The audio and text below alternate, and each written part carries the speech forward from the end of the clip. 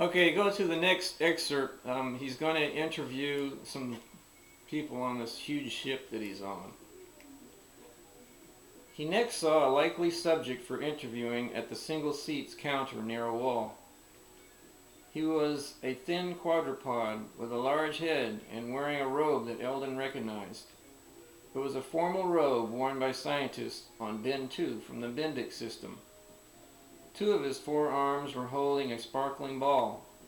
When Eldon sat next to him, he saw that the IB is a short word for meaning intelligent being, was not actually touching the ball, but it was suspended between his hands.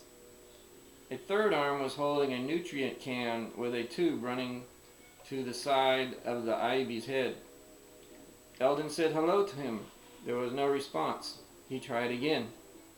Slowly a fourth arm emerged from the side of his body and started to touch Eldon ever so lightly with the tips of his fingers. He then turned his head toward Eldon and said, "Earthite, are you an Alpha Surveyor?"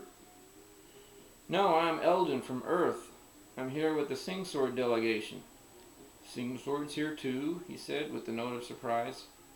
"Yes, I was wondering what you thought about the disaster." "Stellar devastation. Unprecedented disaster."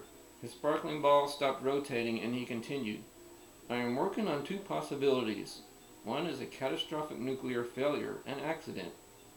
The other is an act of terror by a weapon of some kind that caused Okron to explode. The probability for the accident scenario is 0.12%. I have not completed calculations for the terror scenario, but its probability is much higher. I would estimate 39 to 50%. What is your estimation, Eldon Singsword from Earth?" "I really do not have an estimation yet. I am getting opinions of various individuals, and then I will decide what to believe." Next excerpt. The swirling, burning vortex of the remains of Okron was very close. Galaga Alpha was caught in its gravity. They were being sucked into it.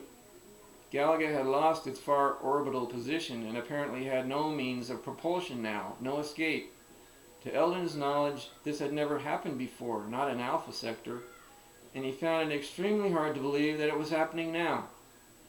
What happened to the ion hyperdrive propulsion with all its failsafes? Was this deliberately done to Galaga by the destroyers of Okron? These questions flashed in Eldon's mind, but could not receive any thought. The only thing to be concerned with for Eldon now, like everyone else, was survival. And the final excerpt.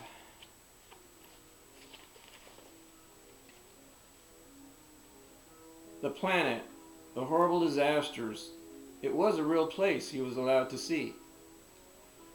The planet, he recalled, was so Earth-like. What other world could it be then? Yes, it must be Rainbow Earth. It was a real place, just as Eldon had suspected.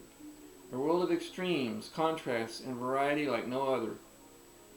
And now he knew it was a world where the IB people had learned to deal with tragedy, death, and sorrow. He remembered he had been in source speak and must have went to sleep. He had been asking for an answer to the galactic-scale disaster of Okron. Was this vision an answer from the Creator? He knew it was at least a message from a high source. It was revealed to him. It did not originate within Eldon.